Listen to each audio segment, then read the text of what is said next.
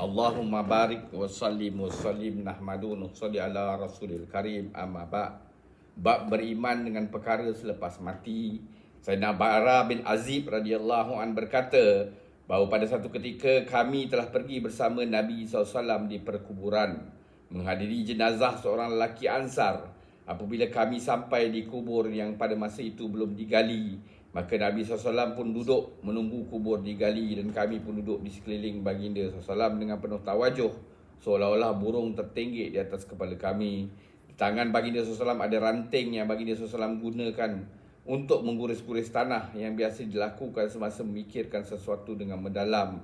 Kemudian baginda SAW mengangkat kepalanya lantas bersabda 2-3 kali, mohonlah perlindungan kepada Allah SWT pada azab kubur.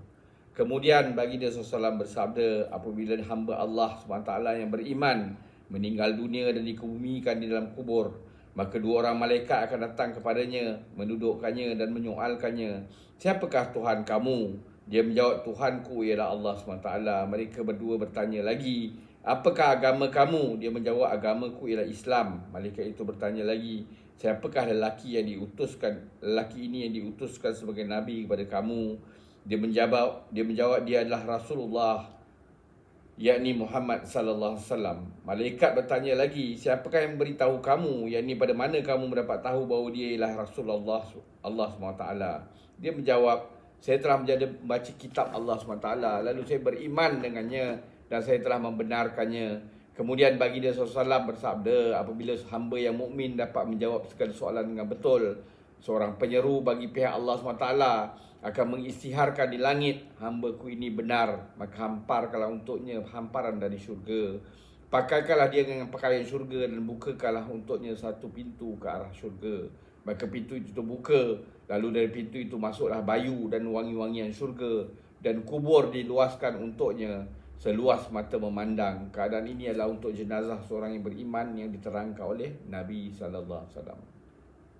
Selepas itu baginda SAW menerangkan tentang kematian seorang kafir. Baginda SAW bersabda, setelah mati rohnya akan dikembalikan ke jasadnya.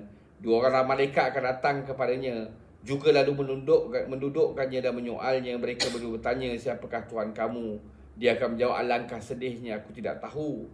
Kemudian malaikat itu bertanya lagi, apakah agama kamu? Dia menjawab, alangkah sedihnya aku tidak tahu.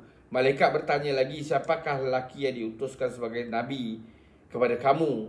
Dia menjawab, alangkah sedihnya aku tidak tahu. Setelah soal jawab tersebut selesai, seorang penyeru bagi pihak Allah SWT akan menyeru dari langit, dia dusta, maka hamparkanlah untuknya hamparan dari neraka. Pakaikanlah kepadanya pakaian daripada neraka dan bukakanlah untuknya satu pintu ke arah neraka. Lalu semua itu diperlakukan kepadanya. Baginda SAW bersabda, dari pintu tersebut kepanasan dan angin panas neraka akan berterusan untuk masuk ke dalam kepadanya. Kuburnya akan dihimpitkan sehingga tulang-tulang rusuknya bercerangkah antara satu sama lain. Abu Daud. A'udzubillahi min zalik. Keterangan maksud sebenar kata-kata para malaikat mengenai orang kafir, dia dusta, adalah jawapan mereka, aku tidak tahu. Tak semua soalan malaikat ini itulah satu pendustaan. Hakikat sebenarnya ialah mereka mengingkari Allah SWT sebagai Tuhan, baginda Muhammad SAW sebagai Rasul Allah, dan juga agama Islam sebagai agama yang benar. Semoga Allah Taala bagi kita taufik untuk kita ambil iktibar, amalkan dan sampaikan. Subhanallah wa bihamdi, subhanakallahumma bihamdika, asyhadu an la ilaha illa anta, astaghfiruka wa atubu ilaik. Subhana rabbika rabbil izzati amma yasifun wa salamun alal mursalin. Alhamdulillahirabbil alamin. Taqabbalallah.